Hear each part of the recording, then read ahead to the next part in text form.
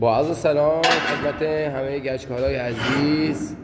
آقای رضایی داره نحوه فالسیوار دستی برای قالب هایی که پیش ساخته است مثل این نحوه قالب ها.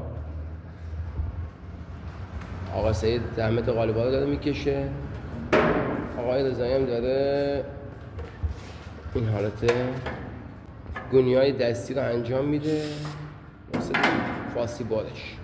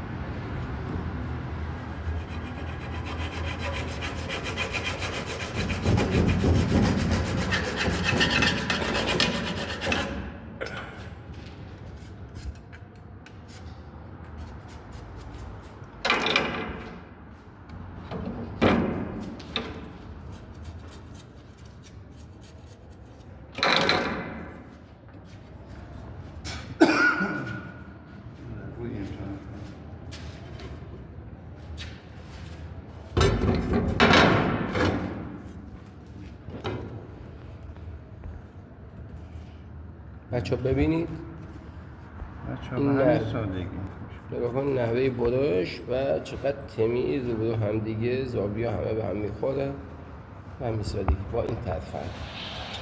یک ترفند ساده و کاربردی بچه ها. این هم واسه آینه هایی که میخواید حالت نون پردازی بشه. نگاه کن بچه ها، این حالت فالسیوارش. دست مریض آقای رضایی. Thank you very much. لایک یادت نره. مرسی. لایک سابسکرایب.